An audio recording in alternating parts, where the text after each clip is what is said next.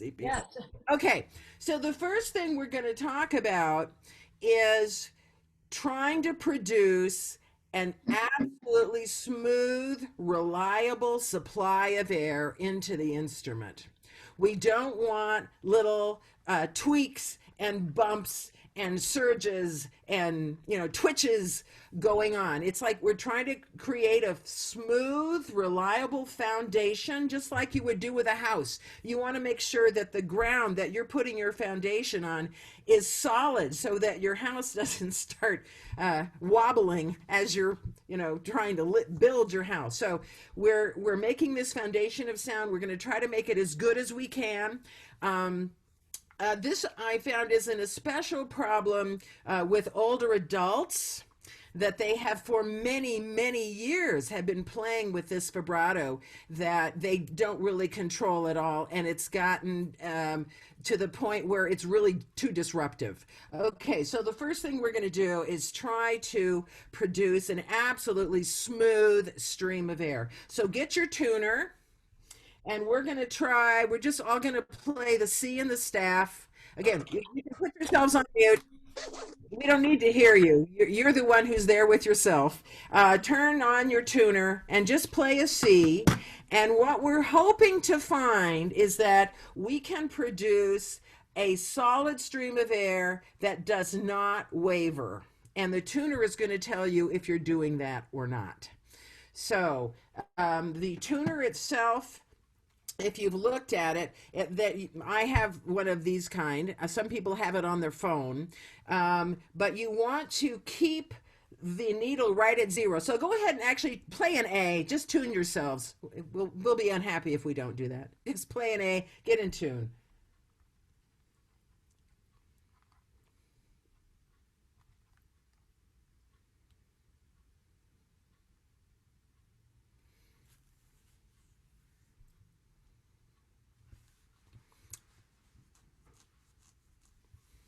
Okay, so we immediately realize that, that needle is moving a little bit. And you realize how tricky it is to tune a flute choir, for example, or to tune in any kind of ensemble. We really want the ability to produce a reliable stream of air. Okay, we're going to try C in the staff. And what you're trying to do is to keep that needle right at in tune for at least 5 seconds, where it does not, drift from side to side. Okay, try C.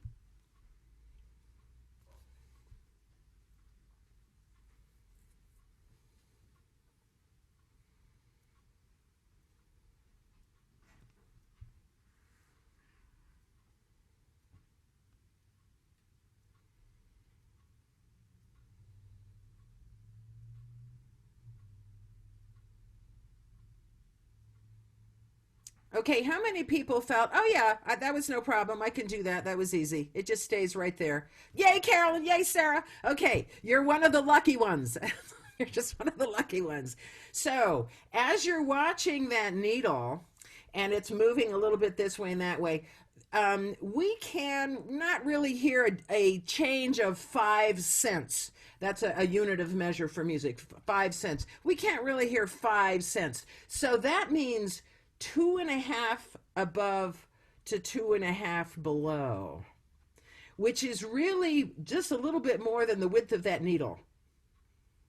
So it's not very much. If you get 10 cents change, which would be five above to five below, or maybe 10 above to and 10 below, we can hear that. We can definitely hear that that is out of tune. So again, for many students, this is a problem. So Carolyn and Sarah, you guys are the lucky ones. You can do that. You can hold it. Most people can't. They're playing and they realize that the needle is jumping around. So, and that was the easiest note I've picked. Okay, now let's try a high E flat. High E flat. Trying to hold it right steady at zero.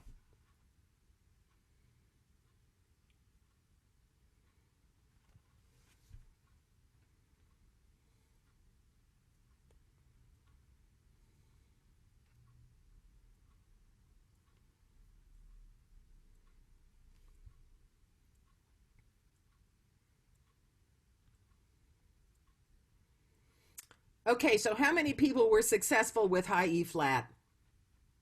Yeah, it's a harder note, isn't it? Okay, Lucy's saying, yeah, yeah. Okay, it's a harder note, isn't it? And we discover that it tends to be sharp. So, she's saying so. E flat, intonation is a whole different topic unto itself, right? Again, we're just trying to deal with vibrato right now, but it's harder when you get higher, isn't it? Okay, but we need to know these things. And the tuner really lets you know what's going on, as much as we don't always want to know. Okay, now try low D. Low D.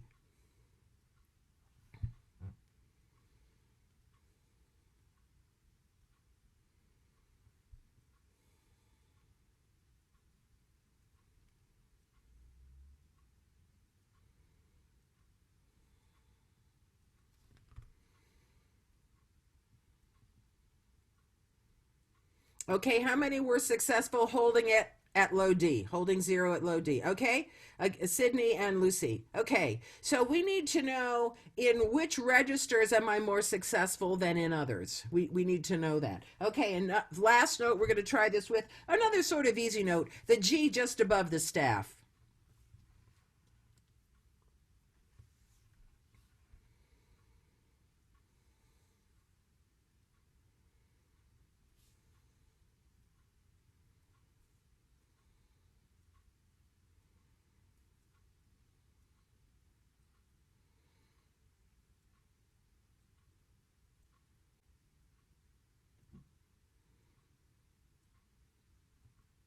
Okay, how many people were successful holding a G right at zero? Good, more of you. Again, it's a slightly easier note. The extremes, definitely more so. Now, there are a lot of people, and you may have students like this, who absolutely cannot produce a steady stream of air. There are all these little strange fluctuations going on, little spikes and bulges and stuff. And it's like, I don't know how it's even being created. And so for those people, I'm going to go a little bit in depth. I do want to wait until the end when those of you who are more advanced or don't need to know, to go a little bit more in depth about how to solve the problem of just uncontrollable changes in that air column. Okay, we'll just sort of briefly go over it. So what we're trying to do is, how do I get this nice steady flow of air coming out of my body? So the first thing you have to start with is, what does it feel like when everything is totally relaxed? So without the flute, just take a nice big breath and just, as if you were like sighing. And so you ask yourself, what does my throat feel like when I'm doing that? It should feel like nothing. It should be totally relaxed, right? There shouldn't be any tension going on there whatsoever. So we really need to identify, what does it feel like when I'm doing something away from the flute, so that I can hope to remember that when I'm playing the flute. Okay, now put an index finger, or finger, any finger, and just sort of blow a little bit of an embouchure, not much. We're just trying to blow over our finger. What does my throat feel like? So you may need to figure this out for yourself. You may need to help your students in the future. Again, it should feel like nothing. It's just a passageway.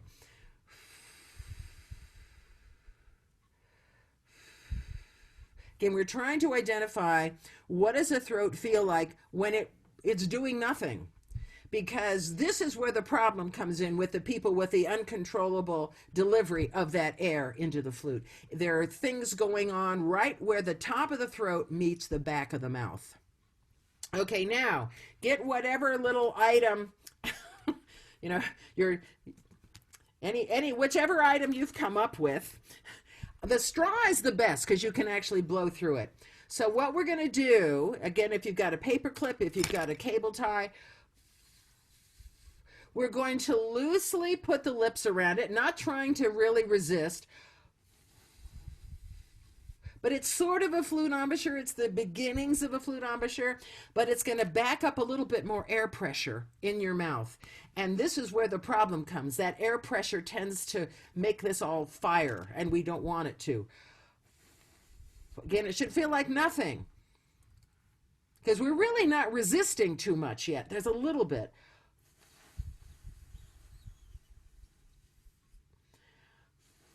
We need it. It's just a passageway. Everything just needs to be calm. We need to feel like it's open, like it's not doing anything. You need to talk to it and tell it, I don't need you now. I just don't need you now. Just, take a nap, whatever. Okay. The next step would be if you have something like a straw, because here we can actually seal our lips around the straw, and by blowing through the straw, we create more backup pressure. So blow through it hard enough that you hear air hissing out, and you will feel that there's now air pressure backing up in your mouth. What does your throat feel like?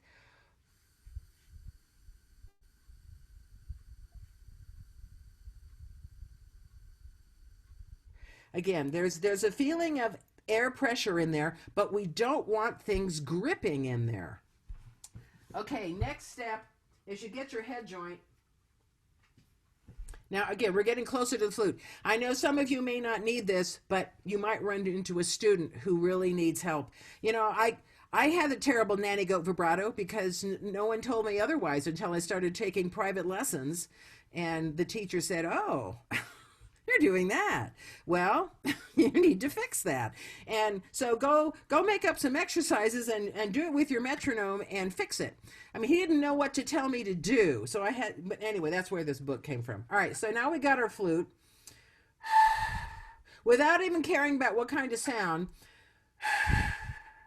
just blowing across the mouthpiece. Can I do that and keep my throat relaxed? Is that possible? So many times your body sees the flute coming and it automatically wants to revert back to what it was doing before. So we don't want that gripping going on. Again, I'm not even trying to make a sound. Can I put the head joint up there and have my throat be relaxed? Imagine there's an orange back there, whatever.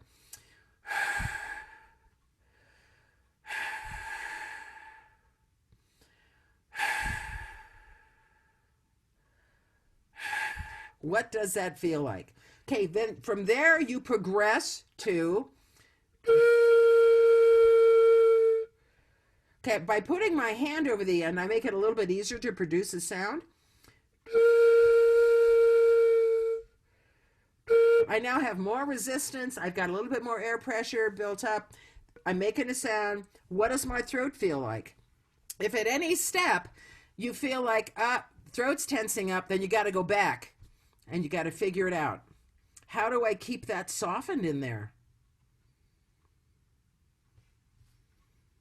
Okay, again, I'll go a little bit more in detail at the end because I know that there are several of you who don't really need to hear more of this. And so you can go away later after we've gotten through the book. So we're now on page 2. Look at your book on page 2.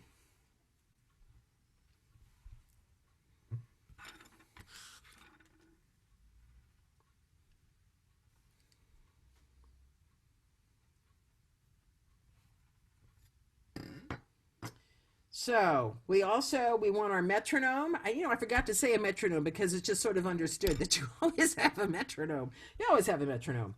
Okay, so we're going to put the metronome. We're going to have it handy. You'll notice that the first tempo mark there is 69, so get that ready. For the moment, we're just going to think of ha, ha, ha. Ha, ha, ha. I personally believe, and I think most flute players have come to the realization, the diaphragm does not make vibrato. It's too big a muscle. It can't move anywhere near fast enough to create a vibrato that we want to use in our pieces. Yes, we do need to get the air all the way down there, and there are a few times when I really am playing very loudly and I need a lot of vibrato that my diaphragm is definitely engaged. But most of the time, it's all coming from here. This is the way Galway teaches it, and I absolutely agree with him. It's a slight massaging action of the throat. It's like saying ha, ha, ha. Now, we don't want to do ga, ga, ga or coo, coo, coo, because that completely closes off the throat and it will actually stop the air. We don't want that. We just want this little massaging action going on, and that's what an H does for you. So just for the moment, just ha, ha, ha, ha, ha. Just identify how does that work in there? How do I make an H? What's going on? Ha, ha, ha. What's actually moving? Ha, ha. I find the back of the tongue, right before it goes down into the throat, the back of the tongue is involved in this. Ha, ha. It comes up just a little bit. It's the tongue and I think the sides. It's like it's all doing just a little bit, but it's just a little bit. It's not ga, ga, ga, ga, ga. So try ga, ga, ga a minute. Ga, ga, ga, or goo, goo, goo, whatever vowel you want to put after the G. Goo, goo, goo, ga, ga, ga, gee, gee, gee. That completely closes off. We can't go that far with vibrato. It's more subtle than that. Ha, ha, ha, ha, ha, ha, ha, ha, ha. Ha, ha. Again, have your students or you just, what makes that? Ha, ha. It's just a slight diminishing in the air column that's made by the muscles that are around the air column as it passes through. Okay, so then you get out the head joint.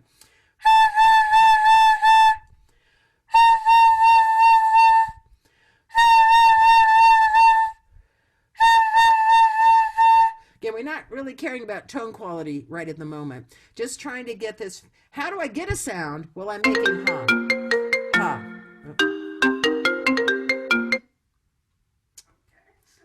Don't know who that was.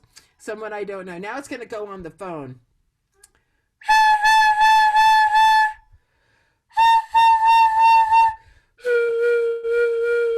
If you need to try it with your hand over the end, do it with your hand over the end.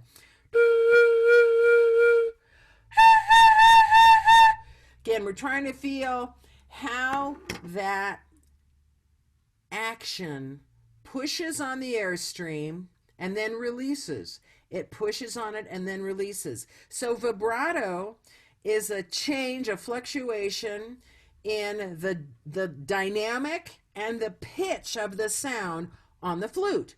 It's not on a string instrument. It's a fluctuation in pitch, right? I mean, that's really obvious. They're doing this, right? But it's not a fluctuation in dynamics. For us, it's both. It's pitch and dynamics. When we're speeding up the air and then slowing it down and speeding it up and then slowing it down, it makes it go a little sharper and then hopefully back to in tune. And one thing that they have discovered when they've measured all sorts of things, is that we tend to go from a base of in tune to sharper and louder. Rather than, if this was the sound, rather than doing like half above and half below, we tend to do more of from the pitch and up. There's a little bit that goes down, but most of it is up, which may be one of the reasons that pitch is always tending sharper. But anyway, again, they've measured certain things. So as we're playing, we want to make sure that that foundation of sound never disappears. We don't want to chop up the sound. We're trying to spin it in a way. We don't want, right? That's not a vibrato that you would ever want to use. That's the back part of the double tongue syllable. But for now, we want to actually make a fairly big bulge or wave, however you want to describe that. Now, get out your metronome, turn it on 69, because we really want to make sure as we're building our foundation that we've got everything as even as we can possibly make it. We don't want to have a vibrato that's sometimes slow and sometimes fast, or sometimes wide and sometimes slow. It makes it too erratic. So just like when we're practicing the scale, we don't get to play faster just because some fingerings are easier than others and slower just because some are harder. They all have to be the same. Okay, we're trying to make that even playing field. Okay, everybody go. Just do where it says track 1, measure 5 there. Just try that. Just ha, ha, ha, ha, ha.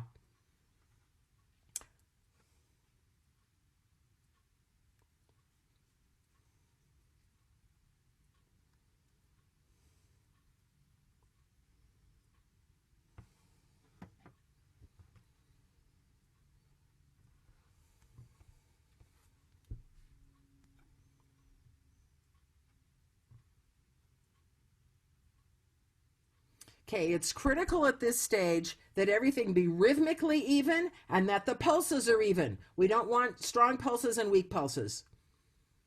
And we don't want some faster and some slower. They all have to be exactly the same. And this is sort of, it's hard for some people. It is. It's hard for some people. For those of you that it's easy and you're going, yeah. Okay. Again, if you have students, they may be at this spot. Okay, so now let's put the flutes together.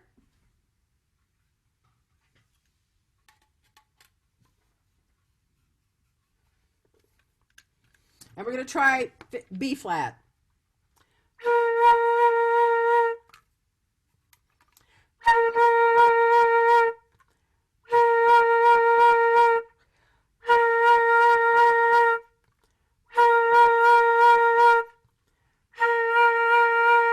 And really listen, I heard a couple in there that I didn't like.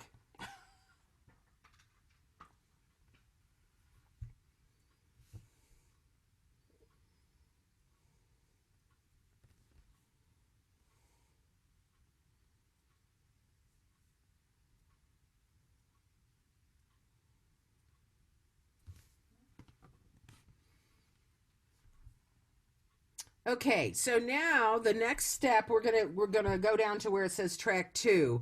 We want to make sure that we are not closing off the airstream completely in between notes. We don't want ga ga ga ga ga. We don't want silence in between.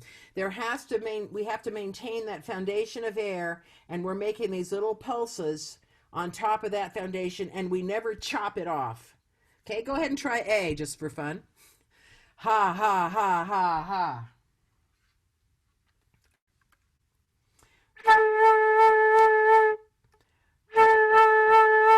And big exaggerated pulses at this point. Big exaggerated pulses.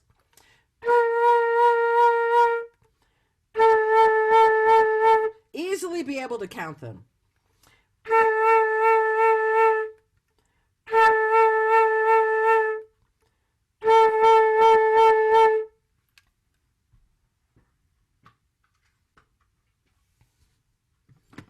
So it's a very slow building process.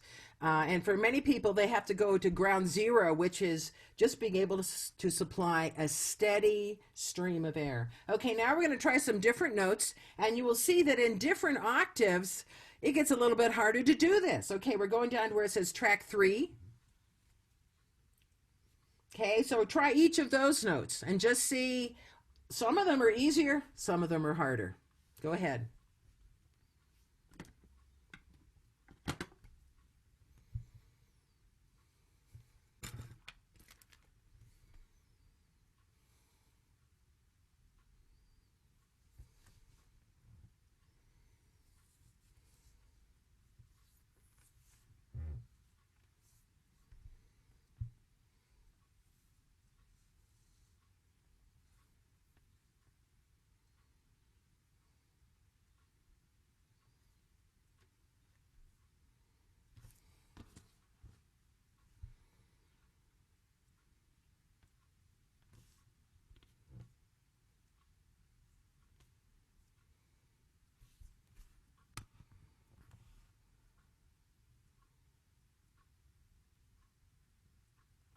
Okay, now we're going down where it says track 4. So now we're going to try 7 in a row. We're trying 7 in a row. Now, obviously, at some point, we're going to make these pulses smaller, but not yet. Right now, we're still trying to really exaggerate them. Ha, ha, ha, ha, ha, ha, ha. Okay, go ahead and try track 4, where it says track 4.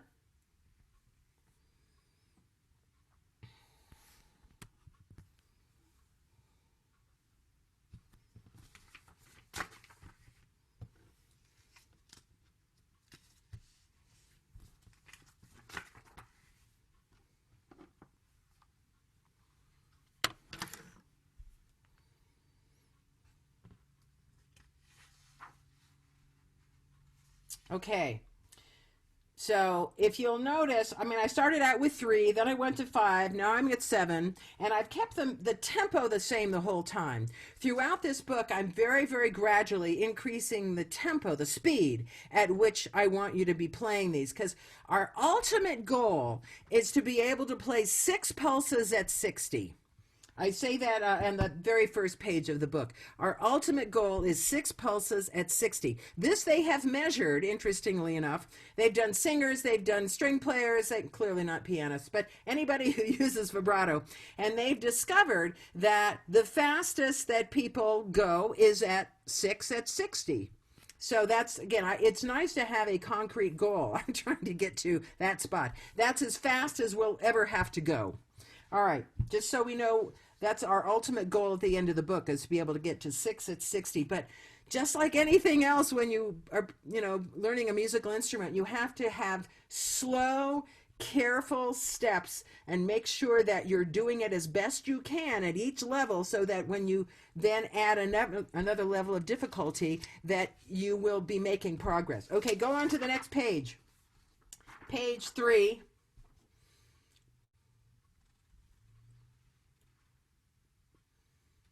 Okay, everybody, where they're at track 5. Now we move the metronome up to 72. I know it's exciting.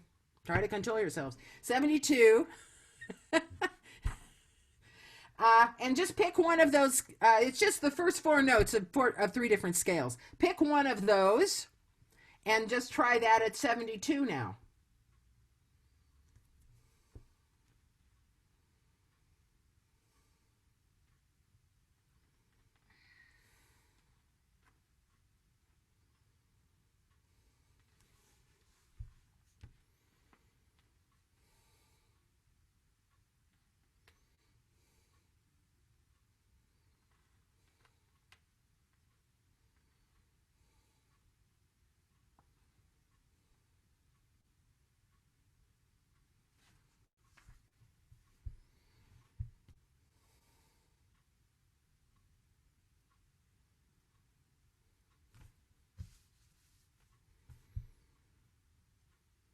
Okay, so again, we're really trying to be picky. It absolutely must be rhythmically even, and we want all of the pulses to be even. And if that's not the case, then you need to stay with this exercise, or maybe even go back. Again, we're trying to make sure that our foundation is absolutely solid. Okay, go on to where it says T6. We're doing the F major scale now. I know, more excitement. Move your metronome up to 76. Okay, everybody just go when you're ready.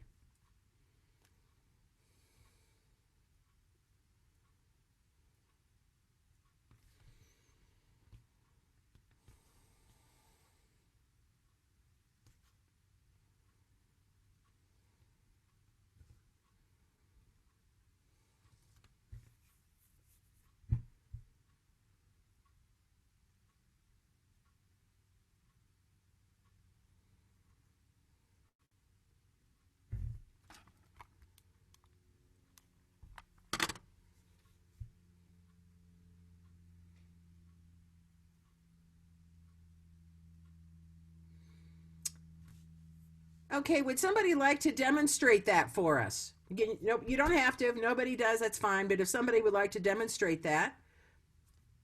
Okay, Carolyn, go. Unmute yourself.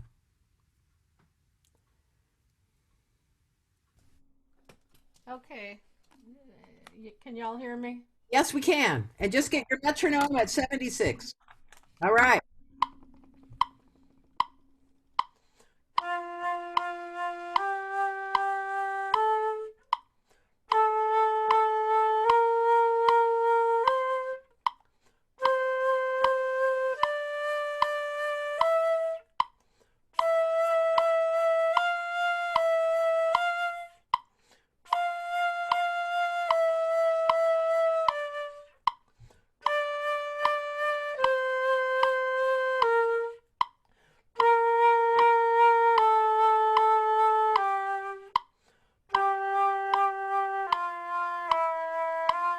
All right. Okay. Very nice rhythmically. I did hear in the second group of, how can I describe it? There's 4 Fs, then 4 Gs, right? And then 4 As and 4 Bs. In the second group, the third note of your second group didn't always come out as strongly as the other ones.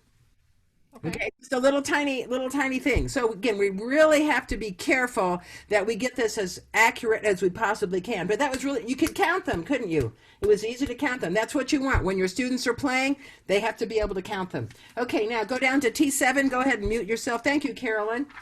That was good. Excellent.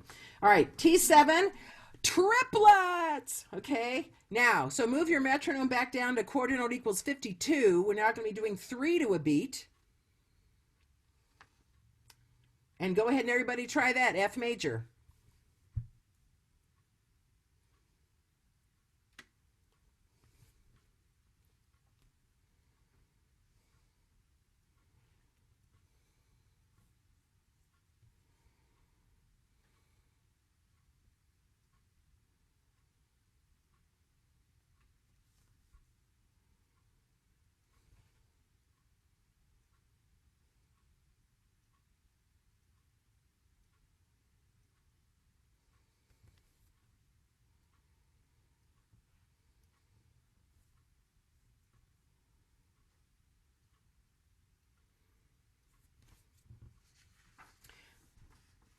Okay, so when people are doing triplets, you want to make sure that your triplets are really even, right? We don't want da da da, da da da, da da da, or anything close to that. So make sure that rhythmically you've got those triplets under control.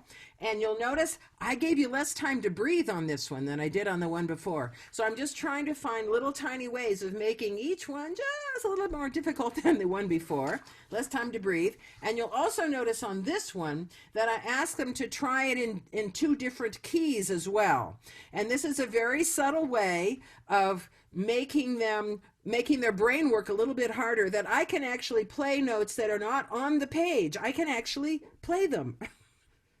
I'm going to follow this rhythmic pattern, but I'm going to play different notes. So again, another way to make it slightly harder. And we all know that we need to be able to play in different keys.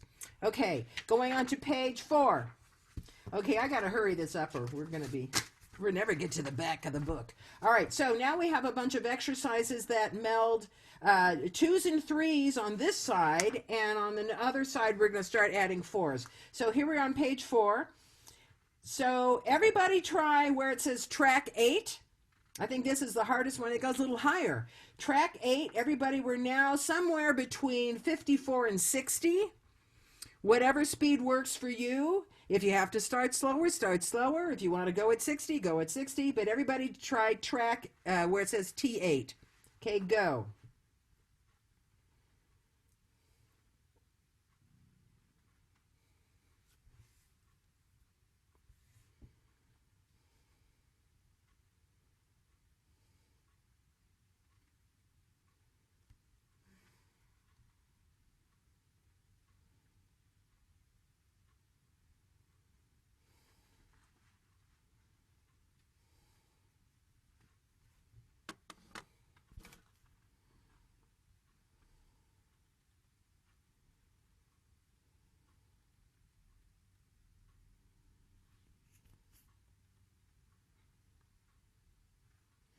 Okay, so what we notice is that when we play higher, I'm sure most of you knew this already, that it's harder to vibrato when you go higher. And that's because the air is already going pretty fast up there. And to try to get it to speed up even more is more difficult than when you're lower. Okay, go on to the next page, page 5. So now I've got 3s and 4s up at the top half of the page, and then 2s, 3s, and 4s on the bottom half of the page. So with students, sometimes you have to make them count. So just, you can count along with me. I'm up at the top of the page. Let's see, 46 to 56. Look at where that metronome marking is. Okay, so here's my metronome. 1, 2, 3, 1, 2, 3, 4, 1, 2, 3, 1, 2, 3, 4, 1, 2, 3, 1, 2, 3, 4, 1, 2, 3, 1. A lot of students have a hard time going back and forth between 3s and 4s. Sometimes the 3s are wrong, sometimes the 4s are wrong, and you've got to make sure that, and again, this is just good for rhythm work anyway. So you might just count. Okay, I'm going to trust you can all do that. Okay, now the bottom half of the page, you would want to do a similar sort of thing. Again, we're just doing scales yet. 1, 1, 2, 1, 2, 3, 1, 2, 3, 4, 1, 2, 3, 4, 1, 2, 3, 1, 2, 1. Okay, so if you have students, you might make them count before they do that. Okay, go on, pick one of those keys. There's E minor, and then there's A minor, and then there's a C minor. Are all down there with 2, 3s, and 4. Just pick one. Go.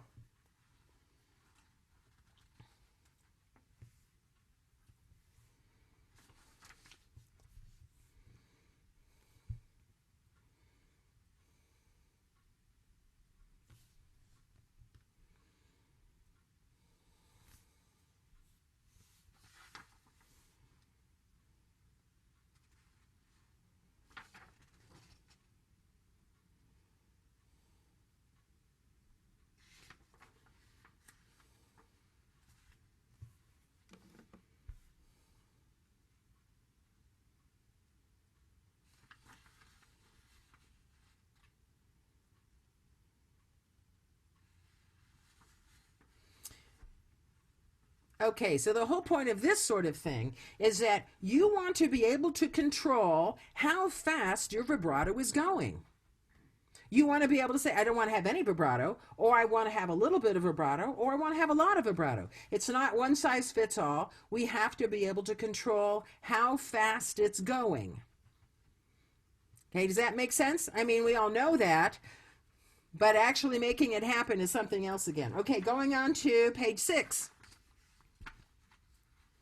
Oh, finally some tunes. All right, Moon Over the Ruined Castle. Put your metronome somewhere between 56 and 63 and play Moon Over the Ruined Castle.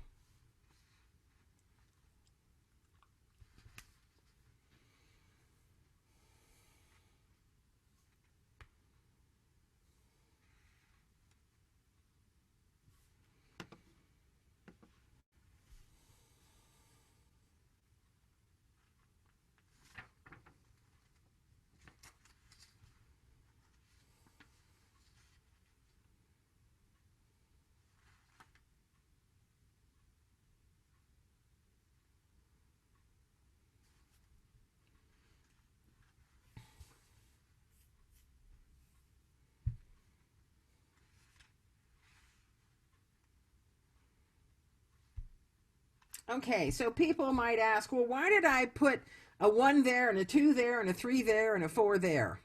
One of the principles that I have learned is that vibrato is connected to dynamics. It is not connected to rhythm. As we play a phrase, the most important notes of the phrase are the ones that have the most vibrato. The least important notes of the phrase have the least amount of vibrato. And the least important notes are usually at the very beginning and the very end. It's somewhere in the middle, usually it's about 3/4 of the way through, that we reach the most important note of the phrase. So how do we figure out what that is? Well, I can tell you that a lot of times it's on a downbeat. Western music is fairly predictable. But if you think of vibrato in those terms, vibrato adds expression to notes. It adds another texture. And we want to make sure that we're putting the vibrato on the most important notes. So those are the ones that I've picked there. Now, I did have to give you a breath there at the end of the second line because there was no way you could go on. So, all right. But does that make sense? And we'll be seeing that. Vibrato is connected to dynamics. The softer you are, the less room there is for dynamics. The louder you are, the more room there is for dynamics.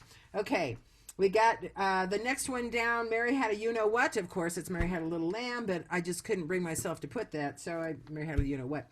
Okay, but we're going to, again, we're not doing everything in the book because we'd never get through it.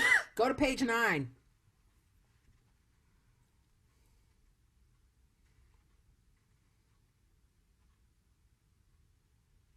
Okay, Danny boy.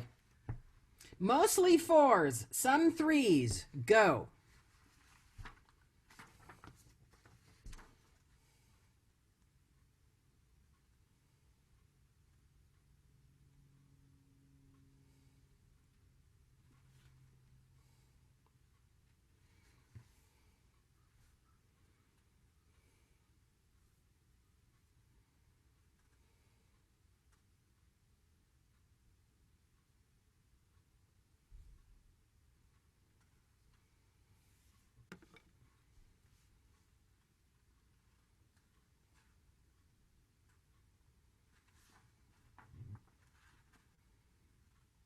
Okay, another, I know you may not be done yet. Another thing that you can do with your students, if they're having trouble, let's say rhythmically, have them tongue it.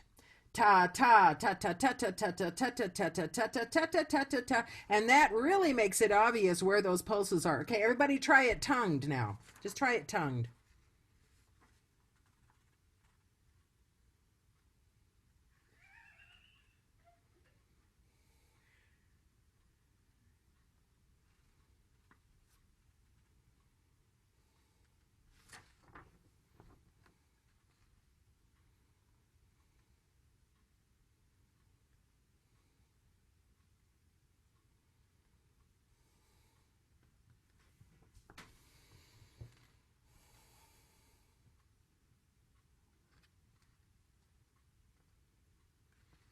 Okay, so that really makes it obvious if somebody's got the rhythm or not. And then you can go back and do it with the ha's and see if you can make it sound like that. Okay, so then at this point you're going, but Chris, this really sounds awfully metronomic. This is not a vibrato that I would use in a piece because it sounds like da, da, da, da, da, da, da. Okay, so you're right. So go on to page 10. This is what really helped me. Think of them in fives. All of a sudden, when you start dividing into fives, it starts sounding more like the spinning effect that we want. So first we're going to count. Okay, so put your metronome somewhere where it works for you. I don't care. Between 48 and 54. Again, we've been gradually getting things going faster and faster throughout the book. But somewhere that works for you, and we're just going to count. And I will, let's see, what am I going to put mine on? Mine happens to be 50. I just picked 50. So I'm going to count out loud. You just count with me. Here we go. And 1, 2, 3, 4, 1, 2, 3, 4, 5, 1, 2, 3, 4, 1, 2, 3, 4, 5, 1, 2, 3, 4, 1, 2, 3, 4, 5, 1, 2, 3, 4, 1. Take a breath. 1, 2, 3, 4, 1, 2, 3, 4, 5, 1, 2, 3, 4, 1, 2, 3, 4, 5, 1, 2, 3, 4, 1, 2, 3, 4, 5, 1, 2, 3, 4, 1. So going between 4 and 5 is tricky, isn't it? We're not used to thinking in things of fives, but I'm telling you, this made all the difference. And we needed a transition between 4 and 6. And again, 5, it's not so easy to count if you're listening. And somehow it really adds that spinning feeling. It sounds somehow more musical to do 5. But it's hard to count. I absolutely agree. So now try tonguing it. Go ahead and just, whatever tempo you just picked, and tongue it this time.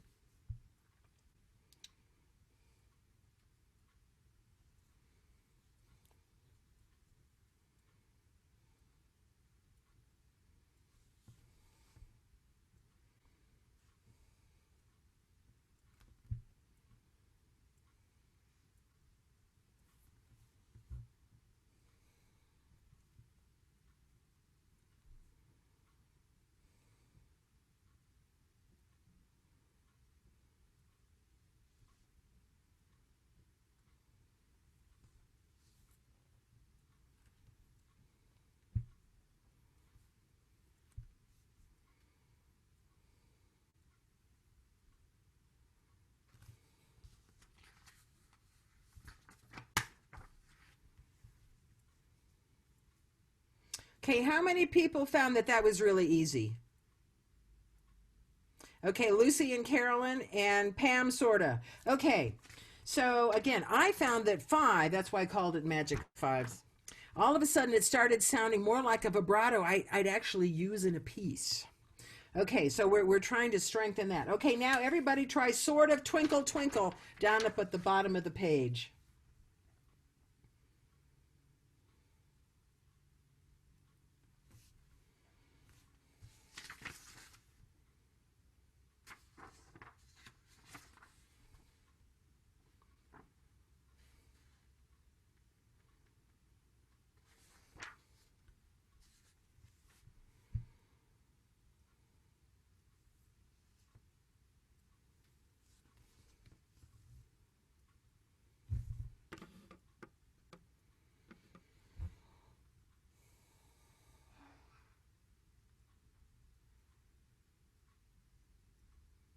Okay, if you're finished, go back and try it an octave higher.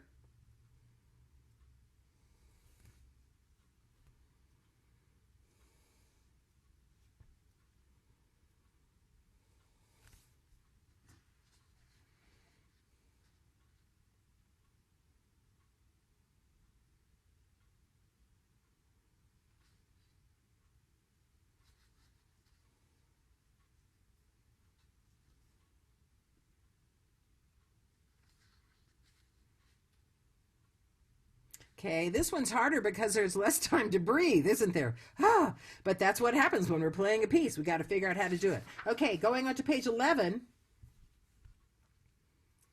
So I start putting it into some other tunes here. I want you all to try the Dvorak Largo. There's actually more of it on another page, but the Dvorak goes threes, fours, and fives. Threes, fours, and fives. Okay, so either try it in this octave or an octave higher. Again, it's not the whole piece. There's more of it on the next page, but this is enough. Okay, whatever your tempo needs to be.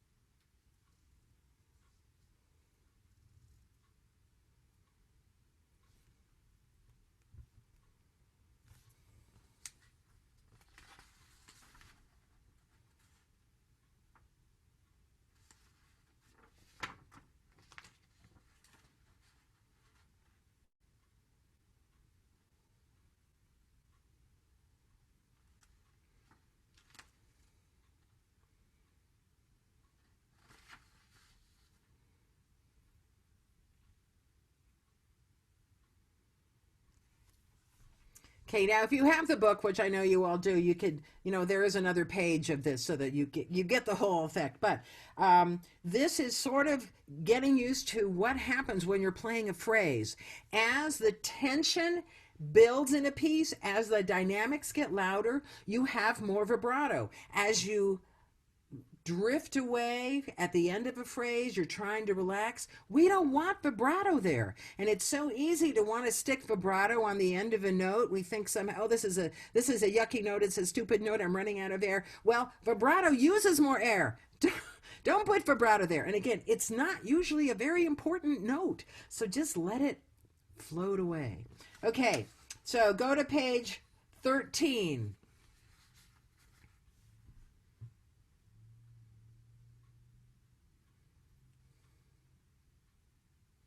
So now we start getting into sixes, which again, our goal is to get up to 60. So everyone, we'd hope, would be at least at 46. But again, our goal is to try to do it at 60. I find this easier to think of in groups of threes, two groups of threes, rather than 1, 2, 3, 4, 5, 6, 1, 2, 3, 4, 5, 6, 1, 1, 2, 3, 1, 2, 3, 1. It just seems so much easier even to say it. 1, 2, 3, 1, 2, 3, 1. 1, 2, 3, 1, 2, 3, 1. 1, 2, 3, 1, 2, 3, 1. 1, 2, 3, 1, 2, 3, 1. If you want to think of it in six, think of it in six. I don't care. Okay, so those of you if you're, I don't know, you could all be at different tempos at this point. Try the first set, which starts on the E, but if you find that too easy, then go down and try the fourth line down that starts on F and it's an octave higher, because pulsing an octave higher is hard. Okay, go.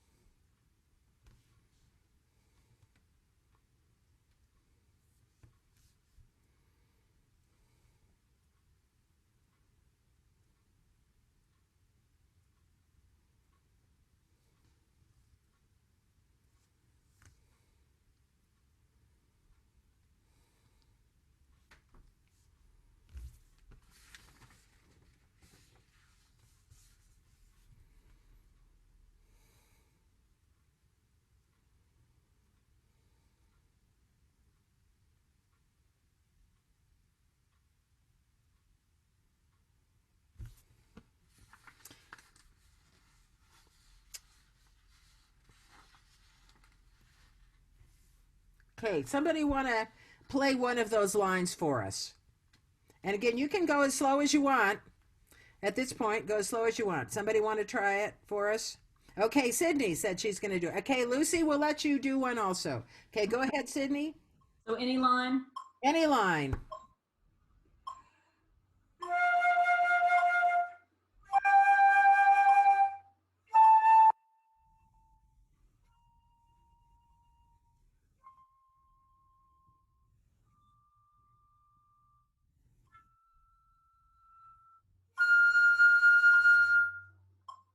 Okay. So what tempo do you have your metronome? I have it at 52, but I didn't find that I was terribly even, like dividing equally by six, Right, right. which I And think is nature taking over.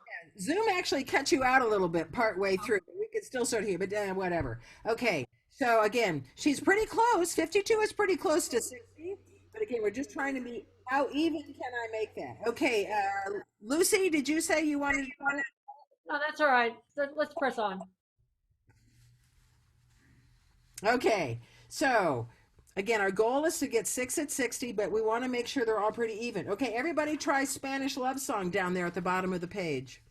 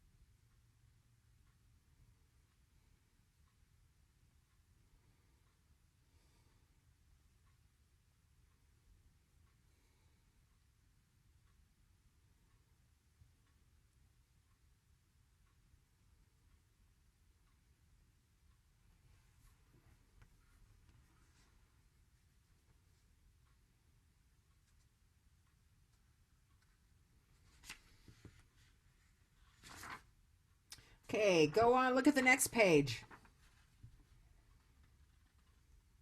Yet a little bit more elaborate. The swan. Everybody just go down to the rest at the end of the fourth line.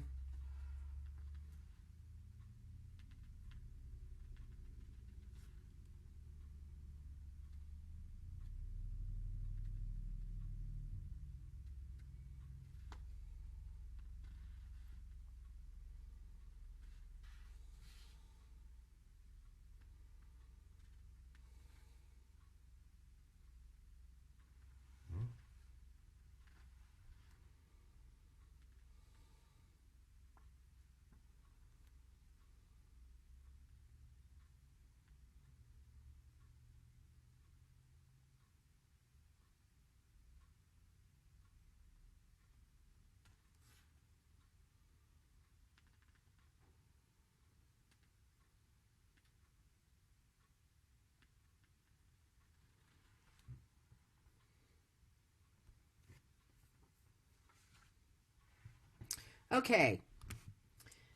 So again, maybe people aren't through anyway. So we're just sort of moving on here. Okay, so at this point, we've been dealing mostly with trying to make sure I can get my rhythms even. You may not be up to 6 yet. That's fine. I don't expect that.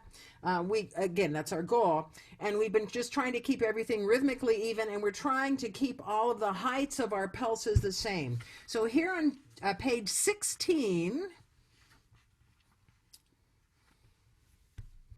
We're going to start working with the intensity of these waves that we're creating.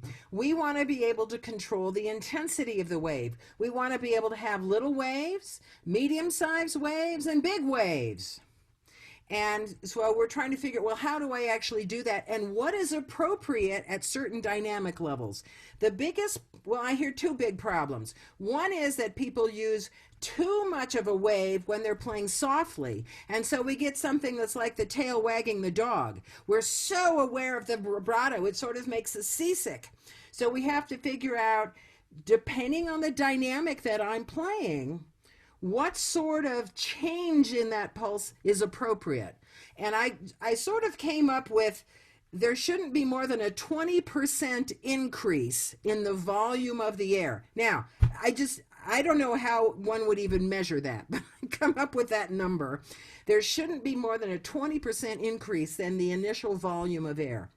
So big problems using too big a wave, too much of a change when they're playing soft, or when they're playing loudly, they have no vibrato at all because they don't have enough strength to make that pulse bigger.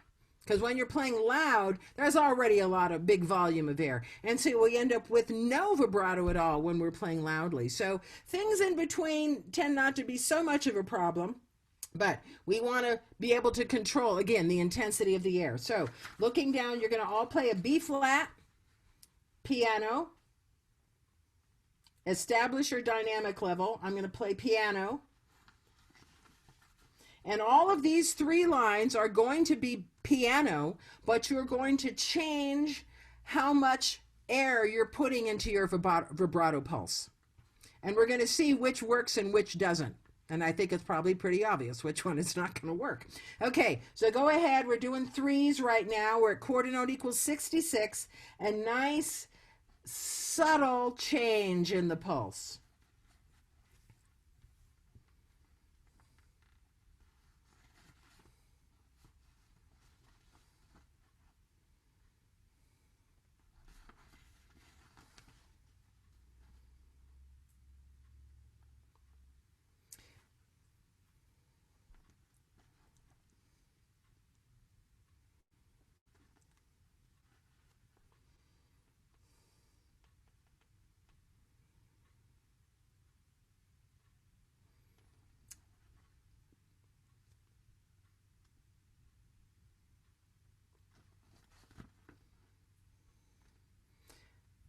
Okay, most people are through now. So now we're going to go to the second line. I want a medium impulse, a medium pulse. So it's going to be a little bit bigger than what you just did.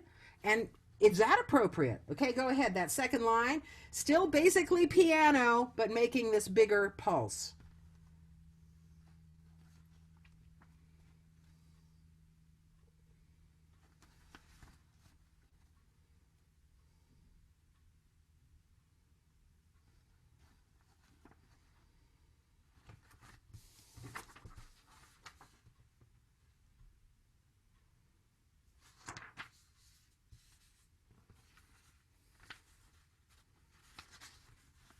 Okay, now we're going to go down to the third line. Again, the basic dynamic is piano. Now we're going to make big pulses.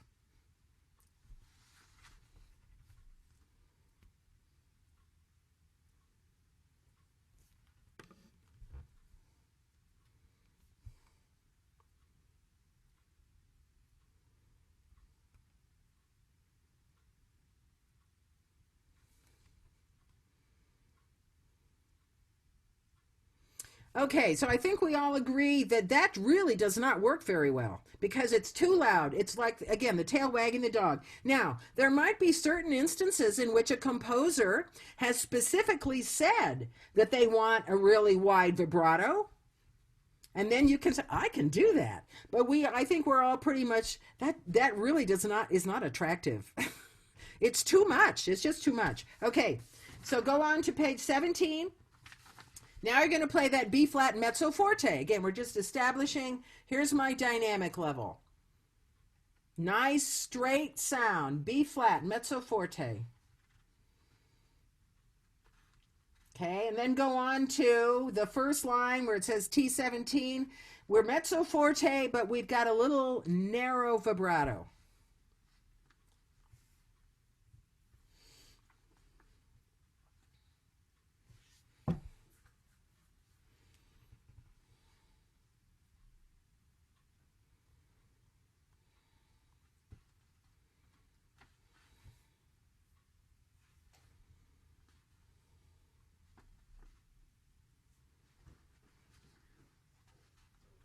Okay, then go on to the second line. Mezzo forte, but now sort of a medium-sized vibrato, medium-sized pulse.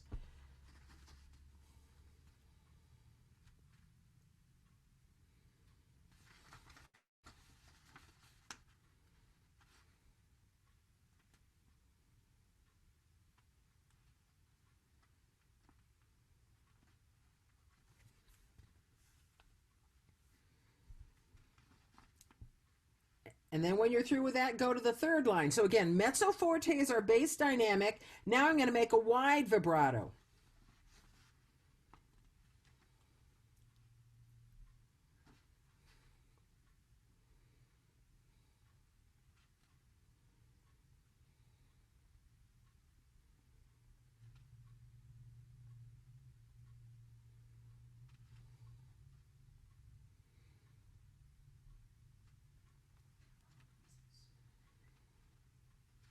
Okay, what do people think about those three at mezzo forte?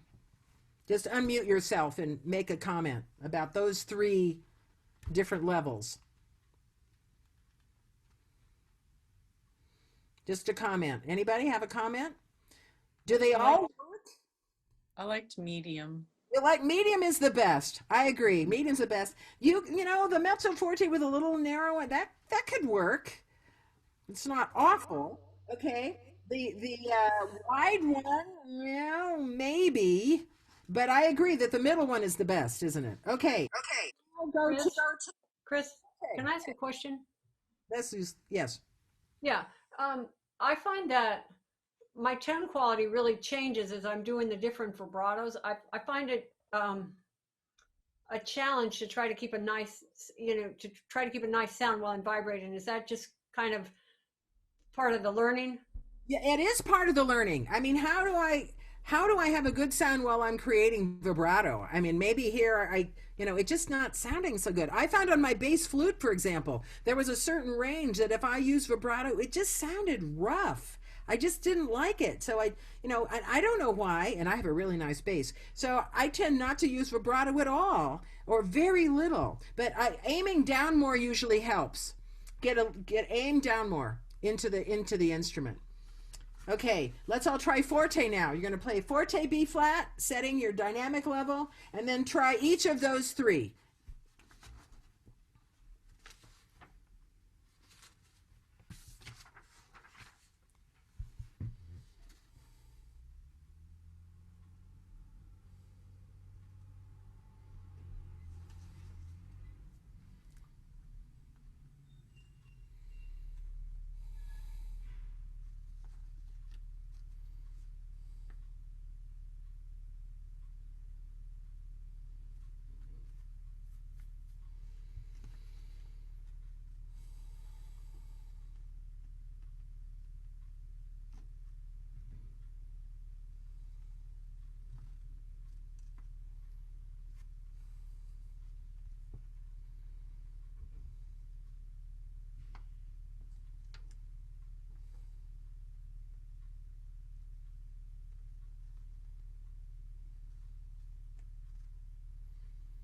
Okay, any comments about those three levels at forte?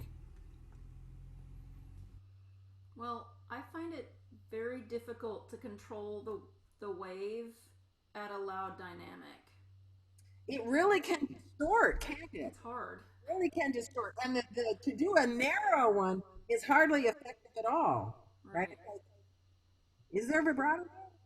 Well, and I find myself that it's easier to do like I guess a faster vibrato. Like it's easier for me to do fours and fives and sixes at a louder level, which is probably normal. Okay, good. All these things that you learn about yourself and how you play and how you use your vibrato are good.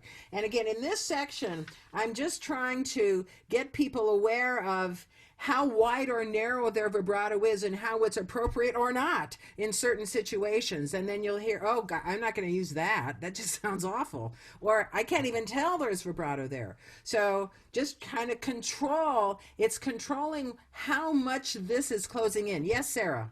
I have a question. I don't know if I missed it, but did you ever give an example of varying the width of the vibrato, keeping the same dynamic level?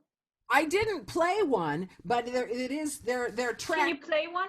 Because I don't. Oh, there are tracks I can access. Okay. There All are, right. but it's hard, isn't it? Okay, so which one should I do? A mezzo forte, forte, piano? What should I do? Mezzo forte, the one where it's the most likely to be successful. Okay, so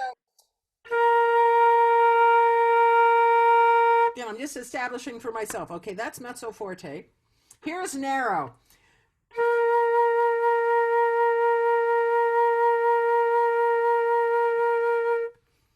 I mean, that's usable. It's not obnoxious. Okay, here's a medium.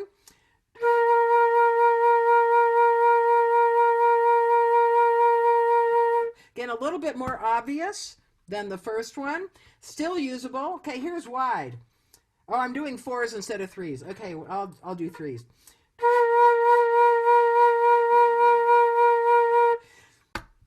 Yeah, I get it now. faster? What if I were to go faster? Like somebody, like Sydney was saying, okay, I do better if I go faster. Let me try fives.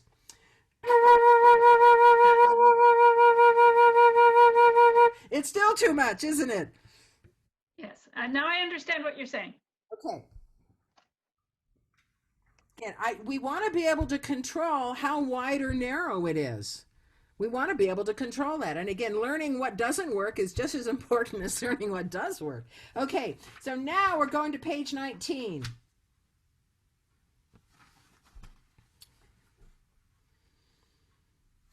Page 19. So I've got three nice tunes that probably most people know. And what we're trying to do, these are all lyrical pieces, is figure out how does my vibrato fit into a piece. Now, when you're playing something lyrical, we want to be as smooth as possible. So we don't want to have sudden changes, right? Everything needs to just flow from one thing to the next. So we don't want to be stopping and starting vibrato because that changes the texture. If you have it and then you don't have it, and then you have it and then you don't have it, it's a change. It makes it not as smooth. So looking at Spanish Love Song here, just mirror the dynamics. So when we start, we have very little vibrato, and as we get closer to the downbeat of the next bar, the G, the F, the E flat, whichever one, all three of them, basically mostly the G, that's where most vibrato is going to happen. Now, is there going to be a lot? Probably not, because we're pretty soft. But there's going to be more than there was at the beginning, and there's going to be then less or none at the very end. Does that make sense? So we're going to mirror the dynamics. We're going to use our vibrato to mirror the dynamics. Now, I think we all have some sort of learned behavior where somehow fast notes shouldn't have vibrato. Well, that happens to be, where are you going to draw the line? Where's fast, where's not fast? At this tempo, eighth notes are not fast. So you can't just say, oh, eighth notes are too fast, I'm not going to have vibrato on them. And yet somehow we tend to do that when we're playing. So recording yourself is a really good tool.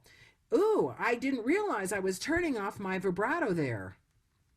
Because again, it really changes the texture. If we're trying to play something lyrical, we don't want sudden changes. We want everything to flow from one to the next. And in this piece, like many pieces, we would start out with very little and then gradually add in more. We would figure out where's the notes that have the most, and then I'm going to diminuendo from there with dynamics and vibrato to make sure that it really sounds elegant and flowing. Okay, everybody try Spanish Love Song.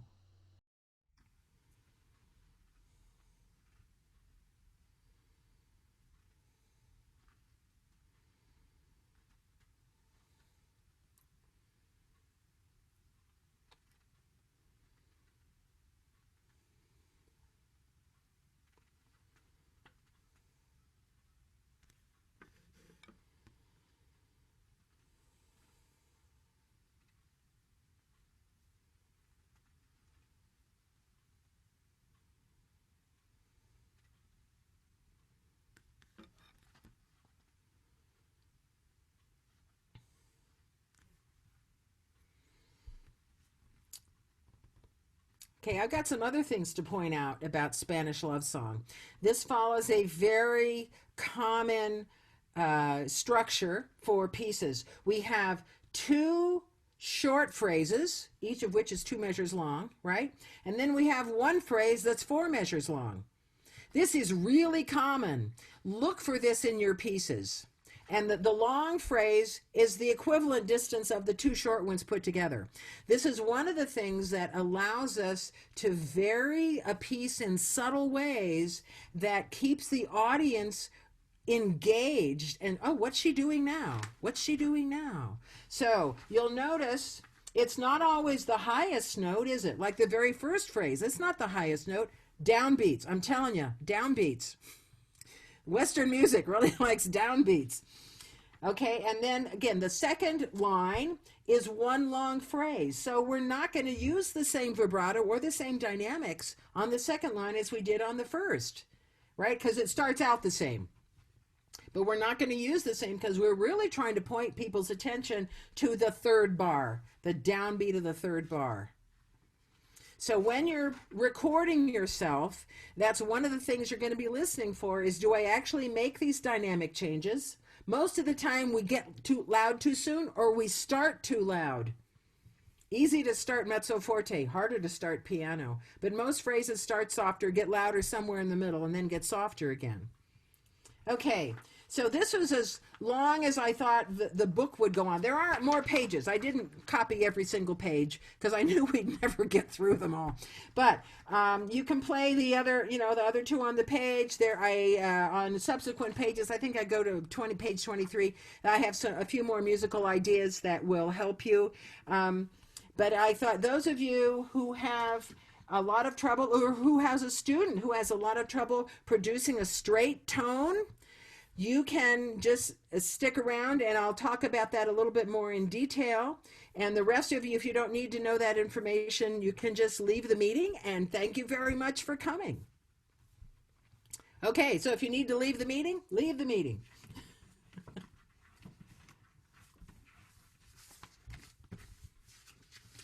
Or if you have questions, you can ask more questions. Nobody's left yet. Uh-oh. All right. Who's got some questions? And again, just unmute yourself.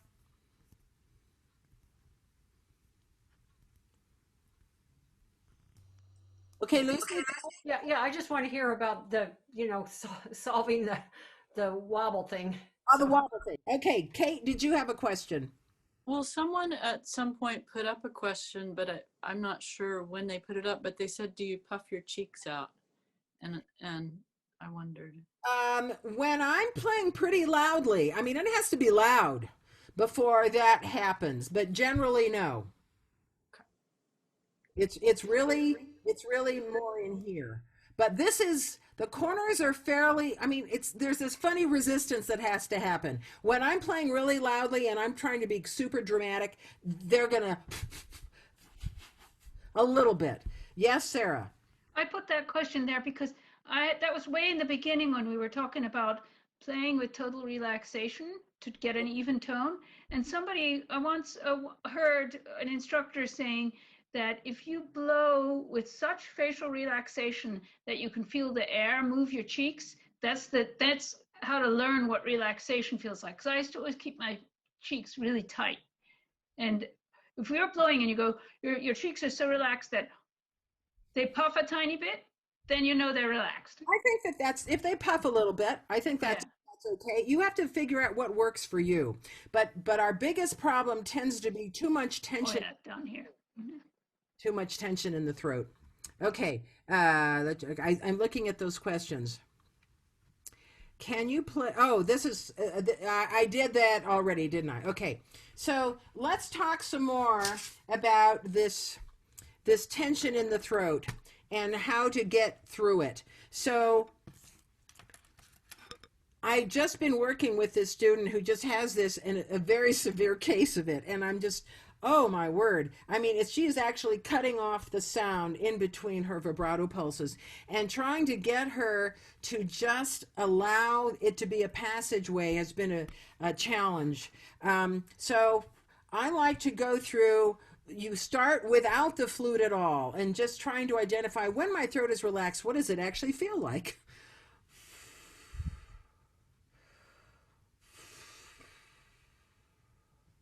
Again, I'm not trying to make an embouchure, but I'm not going either. You really have to, and if you want to put your hands on your throat.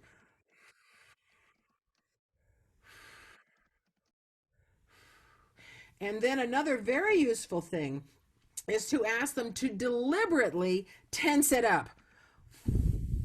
Deliberately grip. What does that feel like? And then can you release it? So tense and then release, and then tense and release. What does it feel like when it's released? So the challenge is that they've been playing for years like this and trying to back up to a spot where they can actually get this to relax and then try to build back towards what we do with the flute is very challenging. So starting with without the flute at all, and then doing things like the finger here, because that's, I mean, the flute is there, but we're not worried about producing a sound. Can I blow there? And what does this feel like? Deliberately tense and release. Deliberately go goo, goo, goo, goo, goo. How do I let go of that? Can I go goo, goo, goo, goo, goo, goo? What does it feel like when they're not closing in? What is the ooh part of that? Where am I when I'm doing the ooh or the ah part of that? Ah, Right. What's going ah. on when I'm doing that? Have them sing.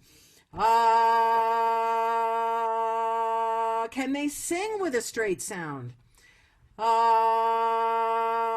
Can they then have them deliberately go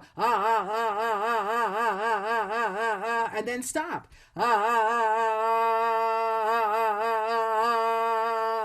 what's moving back there?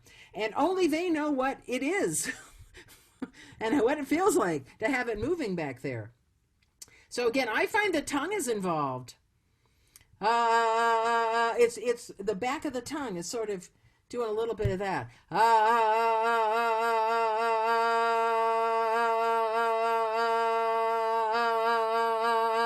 So see if you can get them to that stage. Can they play with a straight sound and then deliberately add in this pulse and then deliberately get rid of it? Because that's who you got to talk to. That's what's going to create our vibrato, but we have to be in control of it. It can't be a loose cannon. Okay, so again, as many little baby steps as you can think of. And again, that's why I came up with all these different items. The best is the straw, because you can actually blow through it. Okay, Sydney. I have two questions. One is, do you teach younger students, like we're talking middle school or getting into high school? I guess I'm more concerned generally with tone quality than vibrato. For like a long time, I'm obsessed with it, and so I find that I wait until way late to start talking about vibrato with students. So I'm curious to know when you start introducing those concepts to them. Okay, that's a really good question. I usually, I am with you, Sydney. I want them to have a good sound, which most of them don't have such a good sound when they first start, but some of them do. I usually wait until they start having vibrato in their sound, or better yet, they ask me about vibrato. Because if they're asking me about vibrato, then I know they're actually interested. Because this is not an easy thing to work on with middle school or even high school students. It really requires a level of listening and self-evaluation that's hard for them. So again, if they ask me about it, then we can start talking about it and what creates it. But if you sort of impose it on them, they're not always conducive or open to that. I mean, I've got a student who still insists that when she plays anything with the left hand thumb is off, that her wrist goes like this. And I keep pointing that out to her. I have her look in front of him, stand in front of a mirror. Do you see that your wrist is moving? You don't need to do that. And she still hasn't fixed it, And if they can't fix anything that obvious, there's no in introducing vibrato. Yeah. Well, they usually, I find that we do the ape game. They're usually doing it because they hear me doing it, and I think that's great that they notice that it's happening. But I'm still way more obsessed with their having a good tone than doing vibrato. So I just was curious if there's an age limit. Okay, I don't think there is. I think it's more of a maturity limit and just their curiosity and interest in, I hear other people doing this thing and I want to be able to do it too. And how do you actually do that?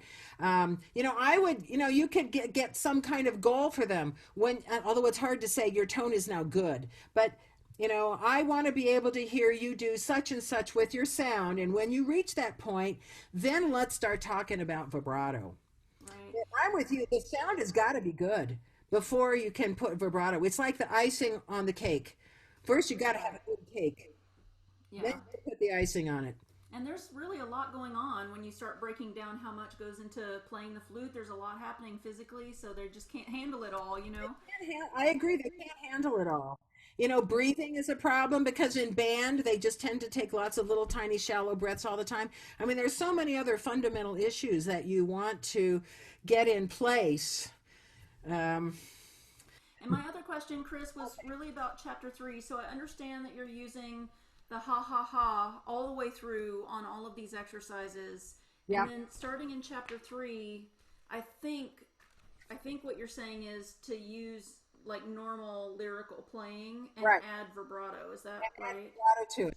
And you know, it helps to listen. You know, there's so many YouTube videos out there, millions of flute players. Well, maybe at least thousands of flute players. Tell them to go listen to James Galway or William Bennett or, you know, whoever. Alexa Still. I mean, just, and go listen and have them listen to the vibrato. And what is this person doing with your vibrato? And what do you like about it? Or what did you find that you didn't like? And sometimes there'll be a student will post a YouTube video and their vibrato is totally wacky. We'll have them go listen to that and say, you know, what do you think about this vibrato that they're using? What do you think of that? Because they really need to be self at a stage where they can self-evaluate, and that's really hard, you know. But record them. It's a toughie, but again, it's the icing on the cake, and we got to make sure that the cake is good before we get that vibrato in there. But yeah, so that's exactly what chapter 3 is. Now that you have this control, what are you going to do with it? And it really does help to listen to other flutists. And again, it's so easily accessible now. What are they doing with their vibrato? What is it that you like, or what do you think is effective? What do you think is not effective? And then, you know, play maybe a little bit of the piece that they played, and, you know, can you emulate what they're doing with their vibrato when you play? I mean, this is a tricky topic, and it's difficult to teach, I think. And again, this all started when I had an adult student who was just struggling. She had the vibrato and really struggled trying to control what was going on back there where the back of her mouth meets the top of her throat. And that's why I ended up writing this book, because there wasn't anything out there. And I felt something needed to go into that. And of course, the challenge is that telling people when and how to use their vibrato is very subjective. And I didn't even really go there, because there's lots of controversy about, you know, when and where and how to use your vibrato. But I just wanted to deal with the mechanics of it. Let's be able to produce something that you can control. And now it's up to you to figure out what you're going to do with it. Because, I mean, I can sort of tell you what I do, but I'm not the expert, nor is anybody. I mean, whoever plays, there'd be people who would say, "Oh, that vibrato didn't work there. They used too much. They didn't use enough. They put it in a spot where I thought was stupid." You know, I mean, it's so subjective. I think you're right. I think I feel like I grew up just trying to play all the notes, and that there was really no thought going into it. Like, you'd approach the Fauré fantasy. I'm just pulling it all out of thin air, but like, I remember thinking, oh gosh, you know, I really just need to work on those technical passages, and I wasn't thinking at all about what kind of vibrato I was going to put on the soft parts. Yeah. So just to think about it at all is something. It's just the next level up. If you think about it, when you're working on a piece, the rhythm is the most important thing, number one. And then number two is, are you playing the right notes? And then a bunch of other things are at level 3, like, do I have a good sound? What's my breathing doing? You know, I mean, and then articulation. I mean, but number 1 is rhythm, number 2 is notes. And most of the time when we're younger, if we just get those 2 things, we feel that we're successful. And vibrato is sort of down the list. It's down the list. It's a refinement. It's definitely a refinement, but it helps. We want to have it, but we're not quite sure how to get it or what to do with it. So I've taught people how to get it. It's up to you to figure out what to do with it, because no matter what I say, people would contradict me. So, okay. Any more questions? Okay, cool. So thank you all for coming on this inauguration day. When I set this up originally, the inauguration was not going to be that big of a deal, and then it became a big deal. So, so thank you for showing up. And Lucy's in Washington, so I don't know if other people are in Washington. Also, that's right, Sydney's in Washington too. So what a great. Yeah. But it seems to have all gone off really well. I loved Lady Gaga. Again, I'll say that. I was so impressed. And she did a few little things, but I thought it was still very respectful. I didn't mind the little extra things she added in there. It was just enough to make it hers. And her voice quality, wow. She's a great vocalist. She can really sing. She can really sing. Again, her dress was just, again, social distancing. It just kept people away from her. So, okay. Thank you all for coming, and we'll see you who knows when online at some point in the future. Okay. Bye, everybody. Bye.